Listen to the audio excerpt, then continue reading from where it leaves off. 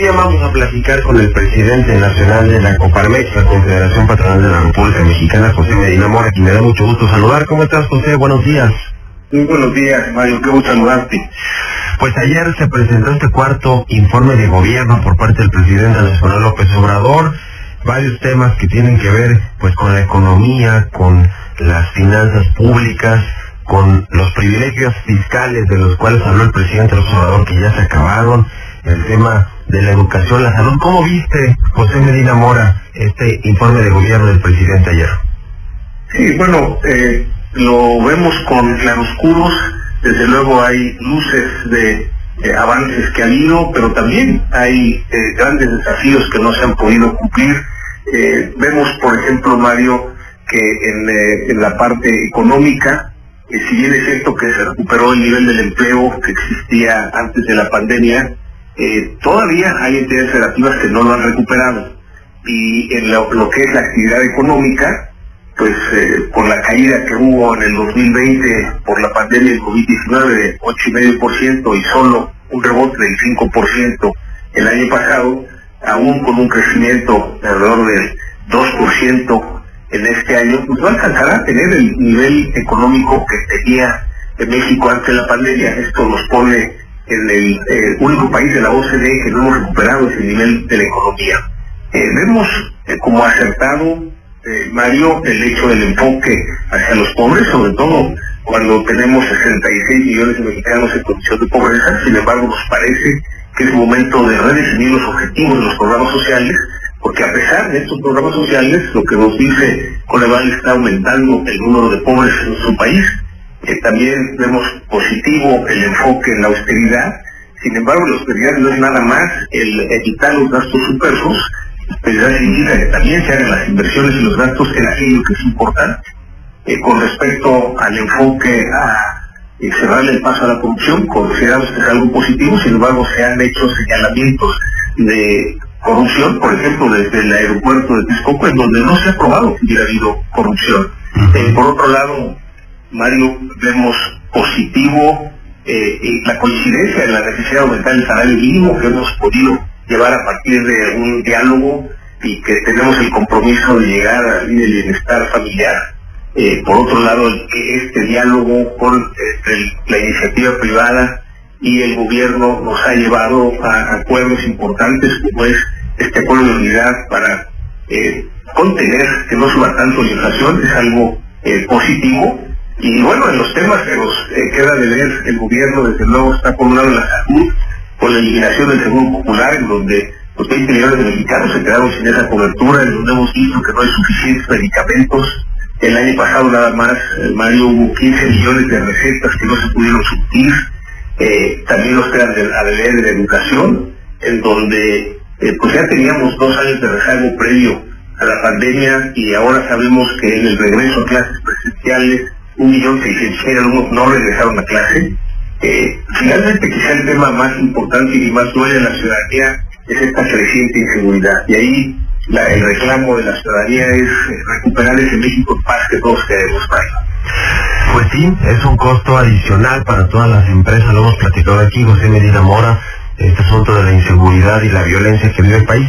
En el tema del salario mínimo, que también lo mencionó ayer el presidente López Obrador, dijo que el aumento al salario mínimo pues ha ayudado a reducir esta brecha que hay entre ricos y pobres en México, aumentar pues el asunto de la clase media. ¿Cómo ven este tema? Porque vienen más aumentos al salario mínimo y finalmente se reflejan también en las negociaciones que hacen de contratos colectivos que hacen los sindicatos o prácticamente cualquier trabajador, y eso tiene que ver directamente con la Coparmex. Y también hay economistas que hablan de que incide en el asunto de la inflación, del aumento de los precios de bienes y servicios en México. ¿Qué opinan de este asunto del salario mínimo y de las próximas alzas o aumentos que vengan?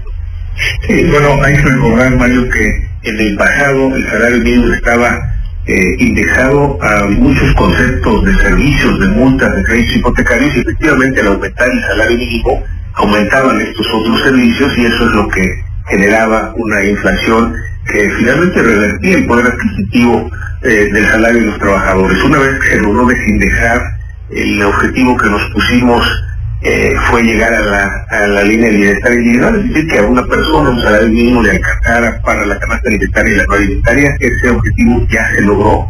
El siguiente objetivo es llegar a la línea del bienestar familiar, es decir, nos dice el INEGI que en una familia en promedio hay 4 personas, de las cuales 2 trabajan. Requerimos que 2 salarios mínimos cubran la canasta alimentaria y la no alimentaria. Esto es algo que ya se logró en el salario mínimo de frontera, en los salarios mínimos profesionales, pero todavía hace falta en el salario mínimo general, y es algo en lo que estamos trabajando. Desde luego hay que cuidar ese aumento para que no impacte en la inflación, que es un tema que sabemos que ha ido subiendo, sabemos que es un tema internacional derivado de la pandemia del COVID-19, cómo se rompieron las cadenas de suministro, también de la invasión de Rusia en Ucrania.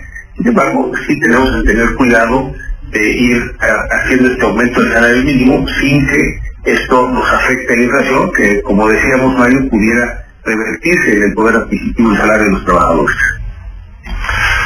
Pues es un asunto importante el tema de los salarios en México, y ya nos decías el asunto de la inseguridad, de la violencia y de este tema que se va a votar este próximo lunes en la Suprema Corte de Justicia con respecto a la prisión preventiva oficiosa, que tiene que ver pues con este uso o abuso de la figura de la prisión preventiva en México, que tiene a muchas personas inocentes o por lo menos sin sentencia en las cárceles mexicanas, que es otro asunto con el que el gobierno mexicano pues va a enfrentarse, porque el presidente López Obrador ya dijo que no está de acuerdo con este proyecto que se va a votar este próximo lunes en la Suprema Corte de Justicia de la Nación. Con respecto a este tema del Poder Judicial, porque además el presidente López Obrador pues ha hablado mucho de los jueces, ahora mismo se está dirimiendo un asunto que tiene que ver con Iberdrola, con esta empresa importante del sector de la energía eléctrica,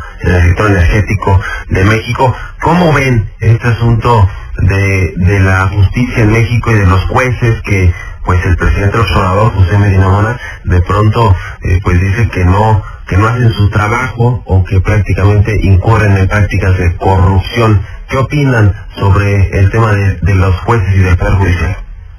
Sí, de alguna manera consideramos importante para el avance democrático del país la división de poderes. Esta división del Ejecutivo, el Legislativo y el Judicial es fundamental para el avance de la democracia, es decir, que el Legislativo haga las discusiones necesarias para aprobar o no aprobar una ley sin que sea un mandato del Ejecutivo, y lo mismo que el Judicial defina si, por ejemplo, la ley que aprueba el Legislativo va de acuerdo con lo que establece nuestra Constitución o no. Nos parece que si hay una mala actuación de alguna persona, de un juez, pues ese es el que se tendrá que sancionar. Nos ha aprobado el Poder Judicial pues una actuación importante en esta división de poderes, por lo tanto creemos que un juicio generalizado a todo el Poder Judicial no es adecuado, porque hemos visto que ha avanzado la democracia gracias a esta división de poderes, y se puede estar o no de acuerdo con lo que establece el Poder Judicial. Por ejemplo, en la ley de la industria eléctrica, cuando lo aprueba el Legislativo, pues en Coparmex y muchos organismos de la sociedad civil, sobre todo colegios de abogacía, pues comentamos que era inconstitucional, se suspendió esa ley por parte del Poder Judicial, llega a la Suprema Corte de Justicia, y ahí, bueno, 7 de los 11 ministros de la Corte consideran que es inconstitucional. A pesar de ello, las leyes de México establecen que se requiere que haya 8 votos de los ministros, con lo cual la ley de la industria eléctrica sigue vigente. Y eso hay que respetar. Desde luego también siguen vigentes los amparos, y estos se van resolviendo poco a poco. Por cierto, Mario, ese tema de la ley de la industria eléctrica, en el sentido de la prioridad de despacho que le da a la Comisión Federal de Electricidad, es lo que reclaman los gobiernos de Estados Unidos y Canadá, que no va en contra de lo que firmamos en el TEMEC, cuando el TEMEC se establece que hay condiciones de igualdad a todas las empresas, tanto estadounidenses, canadienses como las mexicanas.